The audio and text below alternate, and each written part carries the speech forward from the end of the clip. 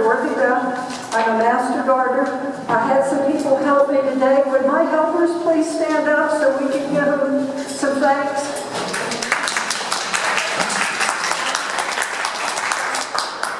We're here today to talk about seed starting, and Sarah,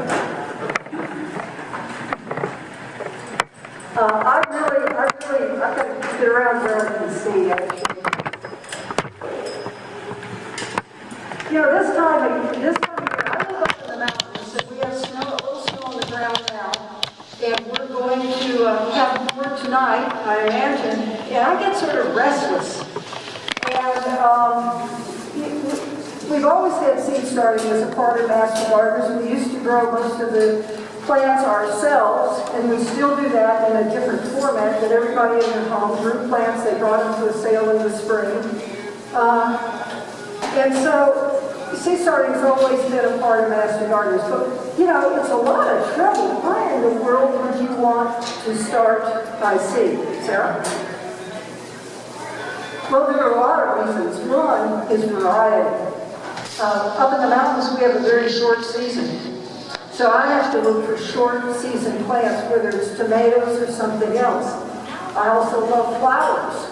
You go to the big box store, and even when you go to the private nurseries, the smaller nurseries, you aren't going to see the variety that you're going to see in a book like this. What does a packet of seeds cost? These are older seeds. These are $1.99. How many plants can you get from $1.99? I like the process of learning. And even when I make a mistake and something falls flat, it's sort of a challenge to go back and figure out what I did wrong and how to make it better. I like that challenge and that process, and there's nothing better than to pull out a can of tomatoes in the middle of the winter, jar of tomatoes that you've canned, and you knew that you grew that from seed. That really feels good, and it is a fun thing to do. But I gotta admit, part of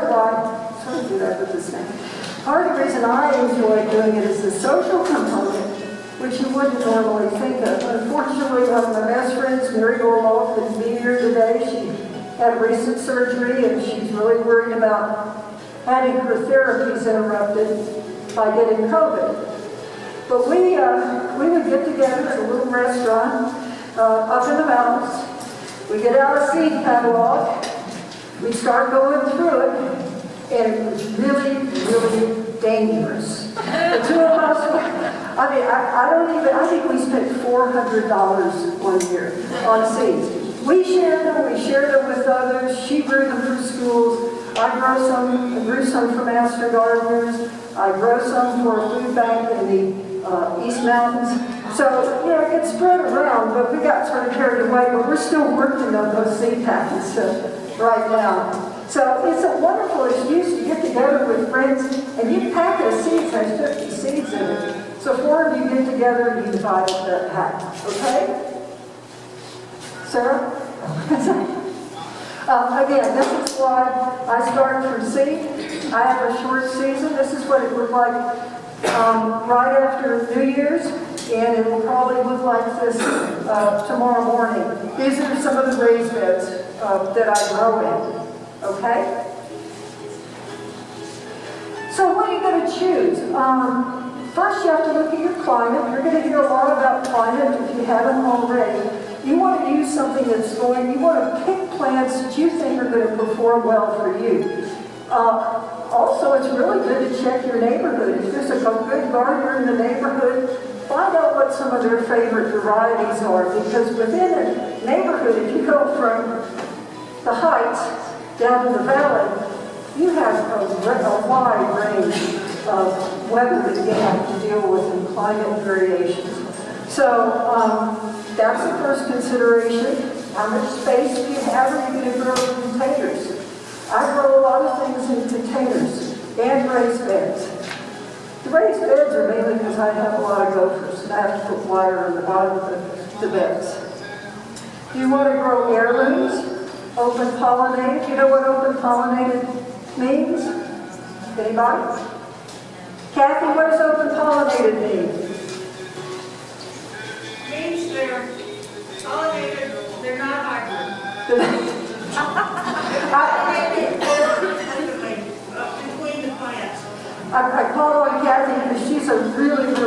grower and is very involved with the greenhouse where a lot of master gardeners volunteer and are going to be raising plants.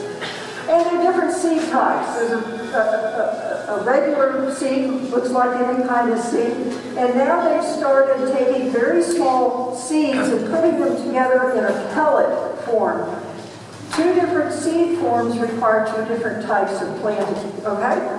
I'm going to go through this pretty quickly. If you have questions, why don't you just hold them to the end and you can ask me. Why do I start inside? You can control the environment. I get a jump on the season. I have things ready to go out as soon as the time is right. Some plants are very tricky to germinate. And if they're in the house and they're on a windowsill over my sink, I'm going to be seeing those every single day, and I can really watch the progress. So being able to control the environment and watch them, okay? And these are two varieties of petunias. I don't think, the one on the right is the Sophistico Lime Grandiflora. And I think I may have seen it in the nursery last year, but for a long time you couldn't see either. These are both Grandiflora petunias, and those are the big petunias. And you don't always see those in your nurseries or your big box stores. And I like to have my deck filled with flowers. And the number of flowers I like to have is quite a lot. And so I can have these unusual colors, I can mix them around, and I can have as many plants as I want, okay? And so what's going to happen when you're seed? Have you had your basic thought course yet? No, okay. Well, this is a real simplified version. This looks like a bean seed to me. It's got a seed coat on it, and the seed coat, the type of seed coat's important. I'm going to talk about that later. But it's going to get some warmth. It's going to get some moisture. Some seeds are going to want a little light. Some are not going to want light. It's going to break through that coat, send down some roots, send up a shoot. And the first thing that occurs, they look a lot like leaves. A lot of them here. Those are cotyledons. Those are not true leaves. The reason I'm distinguishing is because the second set of pair of things, whatever you call them, are true leaves. So you have stem, cotyledons, true leaves. It's only after true leaves appear that you start thinking about transplanting. And I have some seedlings you can come look at a little bit later, and you can see the true leaves and the cotyledons have sort of fallen off. Okay? So, basic requirements: warmth, water, light, sometimes, not always. Some want to be in have a dark period. A planting medium. You have some planting medium in your containers on the tables. You'll notice it's very fine. It's not soil. Some people say, oh, I just use soil for my garden. Well, you can, but you may not have the success rate that you're going to have with a good planting medium. And there are bacteria and fungi in that soil that could cause you to lose the seedlings very early. So this is a relatively sterile, soilless medium that I like to use. And later on, after you transplant, we will fertilize them again. Okay, next. You're going to need some containers. You have some containers on your table there. Those are all brand new. Treat them carefully, and you can use them 2 or 3 more times. As you see, I have a variety up here. In 2020, when everything was shut down, you could not order a lot of planting materials online because they were sold out. So I started looking around the house, and we were still buying food, and I started looking for containers.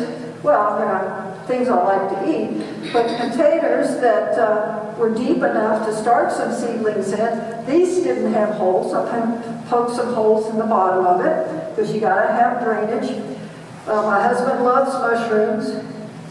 He's now growing them, so we're not getting as many. There's a little mushroom container, and whoa, look at this. It fits perfectly.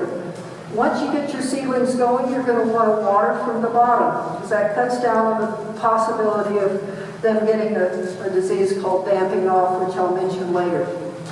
So there are all different kinds of containers. I guess I'll squeeze through here. I saw this on a video the other day and I just had to try it. And someone at first said, I picked it up by the handle, and he said, "How did you get all that in there?" I said, "Well, actually I cut it in half, I filled it up, then I closed it, and I have a wire down here that I normally do to keep it close so that I can carry it by the hand." I don't know how it's going to work, but I had the bottle, so I thought I'd try it. So all sorts of containers are available. I really believe in recycling and reusing. Unfortunately, most of these containers, the nursery containers, they don't recycle very well. And so I try to reuse them and reuse them and reuse them. So you're going to need a container. You're going to need a humidity dome. The advantage of this container, this held strawberries. You're going to want to hold the humidity in there. It's neat because these snap down and then later on you can open them up. A lot of these, this actually came with a top. You don't want it airtight, but you want it closed off enough to hold in the moisture. You're going to want warmth, and I'll go through all this. I'll go through this a little more quickly. You want light, in some cases no light. You want sanitation. If you reuse a container, you want to wash it. And you want to dip it, and if you're doing a lot, dip it in a dilute bleach solution. And the last thing is you're going to need some seeds, and you're going to need to read the packet carefully. Next. Oh, how did that get in there? You want to know what this is? It's a dahlia. Well, go on. Sorry, you guys. I have no idea how they got it. Here's one of my setups. There's the seedling mat. They cost, I saw them on eBay for $20. They cost anywhere from $10 to $15. It's nice because it has very low heat, has just the right temperature for seedlings. You see, one container has a top, the other I just simply put it inside it, and I had enough plastic. How many of you have plastic bags like this? You just, when you get home today, you're going to slip yours in a plastic bag and just sort of fold it over loosely to hold in the moisture. Next, you can buy kits. This is one from one of the online garden houses. Next, and how it works is you have a tray at the bottom. You put water in there, then there's a little platform. On top of the platform is a wicking mat, something that draws water up. So the wicking mat goes down into the reservoir of water, and then you put your seed trays on top. These are really nice, they work well. I would still be using them, but the first variety I got, the seed cells on top broke down easily and they weren't drawing the water up, so now I'm looking for some more trays like what you have on your table to use with it. And it has a dome. And it's very convenient. It's about this big, so anyone can grow. It doesn't take much space. Okay? Next. And here it is, all put together on a little mat. Okay? Next. The one thing that is so important, and we always emphasize this, is to disinfect the containers.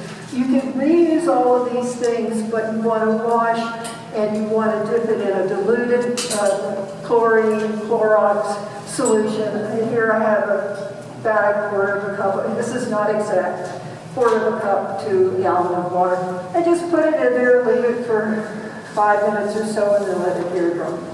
But it's very important to have sanitation to have success. Okay? Next. Oh, and then this is just another example when I don't have all this show and tell with me, to show people what some of the options are. And we have an example up here. Okay, next. Oh, I forgot to bring it. Again, I'm such a sucker for some of the videos out there. And this is a big thing in Great Britain where they take toilet paper rolls, and how many people, wow, after all that toilet paper that was bought last year. Think about all the rolls that are available. So you take a roll, make some slits so you can fold the bottom closed. And then I put them in one of these trays. I think 6. So sorry I didn't bring them. I started them just in time. These are great for beans and peas. And again, you could probably, I have to ask my expert at the back, can you start peas? When can you start peas in Albuquerque? Mid-February. Mid-February, pretty soon. That's what, I can't start them quite that soon, so I go ahead and start them in the house, then I plant them out, or I plant them in a container that I can bring in real severe weather. Beans like to have that deep root growth, and they don't want their roots messed with when you put them in the soil. In a moist climate, these break down very fast. I sort of help them when I transplant them out. I take these rolls that are all soggy and I sort of break them up a little bit and then put it in the soil. And it works really great for beans and peas. Anybody know what this is? I have no, I don't know much about computers, but I have this sense that there's something going on inside the machines all the time, and we don't know what it is. Kathy, do you still use the little jiffy things? Kathy, if you want to learn about the little pellets on the right, you buy them in a box, you add water, and they puff up, you poke a little hole in the top, and there goes your seed. Kathy's the expert working with those. What we're using today is white gold seedling medium, which is sold in the shop. This is our medium. This is what we're going to plant in next. Here's some examples of mats. Problem about heating pads is generally, if you have an old heating pad around the house, I guess you could use it, but they're awfully hot. They're really hotter than what you want, so you put several layers of newspaper and then maybe put something on top. And top of the refrigerator is usually a pretty good warm spot for some of these. Next. Then the next thing they're going to need, as soon as they poke their little heads up, they need light. And they need a lot of light. This is a good example, is that light is really down close to these seedlings. Next. The top is a good example of how close the light should be. The bottom example is I have some things that are taller and some are shorter. I'd like to see that light, right down close to here. And then I raise it as the plants grow. I'm experimenting this year for the first time with some LEDs that come in a box. It's like a shop light. These are fluorescents. They're inexpensive. It's a shop light, but I'm now experimenting with LED lights, and they are really intense. And I'm having to learn what height works for my seedlings. And it's a bit of an experiment, but I haven't killed anything yet. Next. Seed treatments. Sometimes certain seeds are so important to read the back of your seed packet because it's going to tell you how to plant. Not all seeds are the same. It's these instructions that are going to tell you if a treatment is needed. And let me go over 4 treatments. One is soaking. I do this with beans and peas often. I soak them overnight before planting them. It helps soften that hard shell. Stratification. Stratification mimics what seeds experience outdoors. Some things readily reseed. They just come up from last year's seed. Well, they've gone through a period of cold and dark and damp, less light, less warmth, and then all of a sudden you get the warmth, you get the light, and boom, all of a sudden things are germinating. So with stratification, you're mimicking that inside.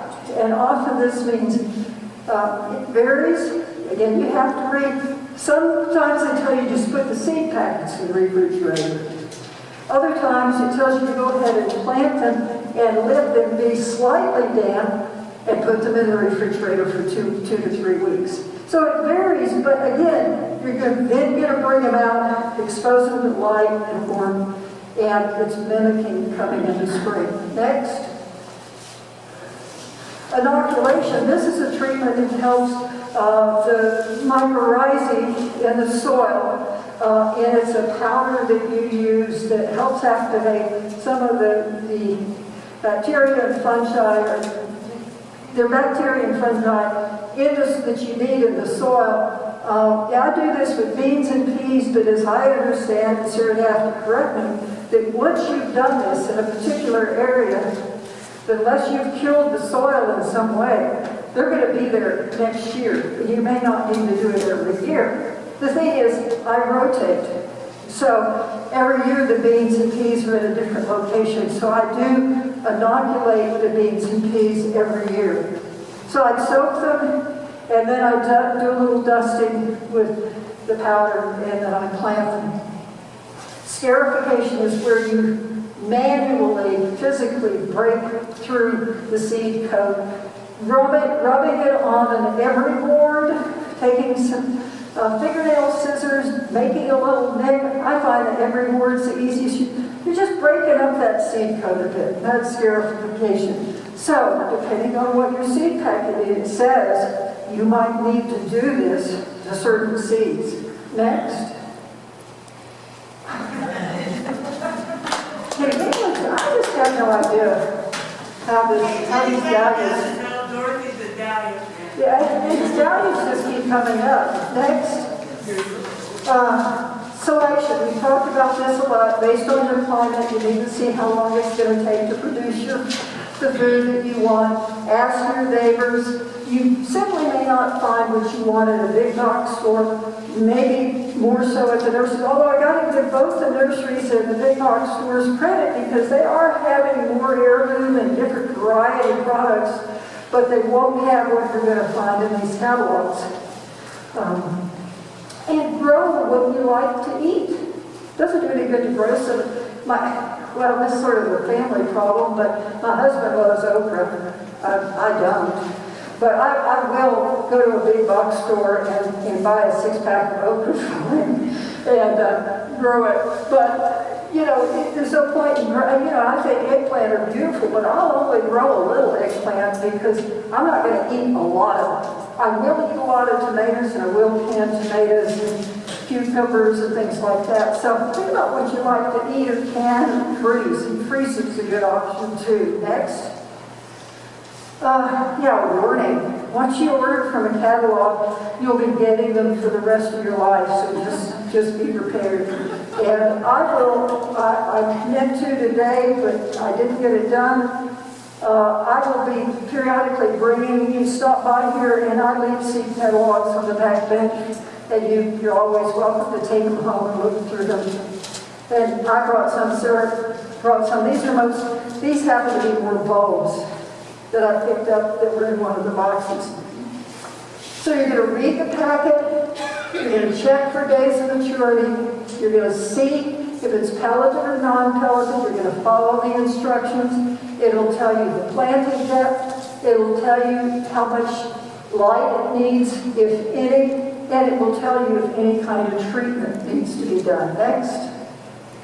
And here's an example. Next. Optimal temperatures. This is a good example. It's telling you some of the temperatures needed for germination, and just roughly, if you look, it's going to be between 60 and no more than 84, 85 degrees. These seedling mats don't get very warm. They're just barely warm to a touch, but you can see different plants will germinate. Your cold season plants, your cold season vegetables, your leafy greens, they will germinate at a lower temperature. But your squash will not. It's just going to sit in the ground, and if it's moist, it's going to rot. So you want to make sure your soil, you have adequate soil temperature if you're planting outside. Next. Germination test. I'm going to give away some seeds. They're from 2017. They have been in our basement, which is dark and cold, and I used them last year, and they were fine last year, so if you want to take them home and try them, we need to do a germination test. what you're going to do is you're going to take a paper towel, you're going to dampen it, you're going to sprinkle 10 to 20 seeds on it, you're going to fold it over, you're going to put it in a plastic bag and put it on your windowsill in a place that's fairly warm, and you're going to check it after about 7 days, 10 days, and check the percentage. You really want it, you want about a 70% germination. If you're determined and you only get 50%, well, just put twice as many seeds in there. And just keep checking. This is an example with some beans. This is a good germination, obviously. So test, if your seeds are older, a lot of seeds last a long time as long as they're kept cold and dark. But check it. Okay, next. There we go again. This is one of my favorites. Next. So, I'm repeating myself, which is the whole idea. A container with a dome or a plastic bag, a warm setting, light once the leaves appear. And oh, by the way, if you have lettuce on your table, it needs light to germinate. The other stuff need light to germinate most of the time. Read the packet, but lettuce does. When you get to the true leaf stage, if you want to come up here and look at these guys, and these are kale, that's collards. You can come and you can see the cotyledons, they're falling off, and the true leaves have started to appear. You're going to transfer to another container. I used to transfer to this size. I now transfer to a 4-inch pot because that seems to work. It seems to grow adequately and then is ready to go in the ground when the time comes. And when you transplant, I prefer with my seedlings to use a good quality potting mix that's fresh. And they say, well, that's a lot of potting mix. Yes, it is, but then I add, when the season's over, I have containers or whatever with potting mix, I just add it to my beds. But I use fresh potting mix for my seedlings, again, because of disease. You need 8 to 14 hours of light. Well, it's hard to get that this time of year. That's why you can put it in a window or you can put it under some lights, and that'll give you what you need. And if you're using artificial light, 4 to 6 inches above ceilings. Oh, hadn't mentioned it, very important. Labels, the little popsicle sticks, that's what they're for. You can see at the bottom of this tray, I have each thing labeled as to what it is. And a lot of times with greens, I can pretty much tell what it is, but I have like 5 different kinds. I love kale, I have about 5 different varieties, so I try to keep a note of those because I can't, other than the red ones, I can't always tell them apart. Next. Then, at some point, you're going to pot these up into a larger pot after true leaves appear. And again, once they're at this size, they usually go in a seed tray, a tray that's about a 10 by 20 inch tray. And I try to continue to water from the bottom. I find the greens, like lettuce and kale and those, are not very particular. I find that damping off can be a real problem with tomato seedlings. They seem to be more fragile. And what a friend has said before, to have the top sort of dry and moist from the bottom where the roots are, and that cuts down on the chance of that fungus setting in and cutting your plant off. If you go out one day and all your plants are over like that, that's the damping off process, and it's there are 2 different kinds of fungus that cause that, and it just cuts them off. The stem hits the soil. And after most of our potting mixes now have fertilizer in them, which is adequate. If they don't, then probably by the time they go on the ground, they're going to be needing some fertilizer. Next. These are some of the pots again I reuse year after year. Wash them, sanitize them every year. Next. You know, anybody know what that is? A dab, yeah. Again, I think is I've got a PowerPoint on dahlias, and I've got a PowerPoint on seed starting, and I think they got together at some point and started sharing. Hardening off. Who knows what hardening off is? Who wants to explain it? Okay. Oh, it's a process of taking your seedlings out into the sun for a little bit each day before you plant them outside, so they get used to the sun, the wind, the elements. Absolutely. That's absolutely correct. It's a way of gradually exposing your seedlings to the outdoors. They've been raised inside in a very controlled environment, and you want to, in a big word here, gradually expose them to outside conditions. Next. Cold frames. A lot of people use cold frames. They will but again, even here you have to transition them slowly. Some people actually start their seeds in a cold frame, and it depends on where you live. You can do that. I can't do that. It gets too cold for anything to. It gets too cold at night. Next. That's a homemade cold frame. This could be a homemade cold frame as well. Not hard to make. Next. And this is an example, if you want to have a little cold frame that you buy from a store somewhere, this is an example of that. The critical thing with any cold frame is what? You've got to go out and, in New Mexico in particular, you've got to go out and open up during the day, because our sun it gets so intense that you'll just fry everything in there. And then you've got to remember to close it at night. I carry my plants out to the deck. So what is the potential failing here? Well, if I've got a whole deck full of plants, I don't have any problem remembering. If I just have one tray sitting out there in a chair and forget it, and it freezes, and how many times have I done that? Too many. But I move plants out to the deck, then I bring them in. Then I move them out, then I bring them in. This time of year, they're all inside. But when I get into April, that's when I start doing this. And it's good exercise. Next. I think you're getting the theme here. When to plant outside. The main thing is the soil has to be warm.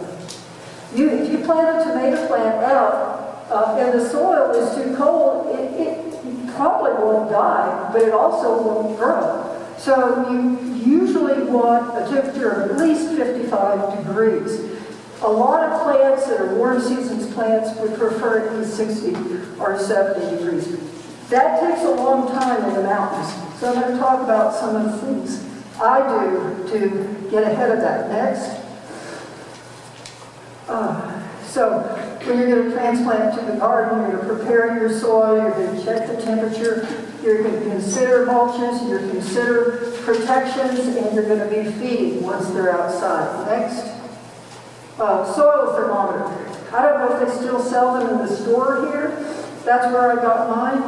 I check the soil temperature. And because there's no point in putting something out when the soil's still so cold it won't grow. You can warm the soil using some plastic. I find that do you all know about walls of water? You fill these little things with, they're about this high, about this big around, about this tall. They have little cells, you fill them with water. I set them outside. I put them in the beds about 2 weeks before I'm ready to plant out. And if I really want to get a good effect, I throw row cover over them. I haven't put anything in the soil yet. They are actually helping me warm the bed. They're also warming up. And so I can usually get my tomatoes out by the middle of May. Now, in Albuquerque, Kathy, when do you put your tomatoes out in Albuquerque? Mid-April, the 1st of May. Yeah, in Albuquerque, do you protect them? Or just watch the weather? I use bottle waters initially, yes. Yeah, so you use a wall of water too. It's a wonderful protection from both wind and cold. Next. You can do, but you can do something as simple as a, cut off plastic jug to provide some protection. Some people have had great success with that. I don't have enough of those jugs. I mean, this is the only jug I have. But you can give it a try. The walls of water work really well, though. Next. You use floating row cover, ROW cover. And here this is being used with just a PVC pipe. You can tell this is actually well into the season. And people are always asking me what this is. This is something that doesn't work. It was to keep gophers out. I've now found that the only way to keep gophers out is welded wire mesh in the bottom of the bed. Because we have gophers everywhere. And I tried that and found out the hard way that it doesn't really work. Next. And this is what you should see at the end of the season. All these things were produced. And again, look at the variety here. And this is the kind of variety you can have if you take the time to grow from seed. Next. And that's it.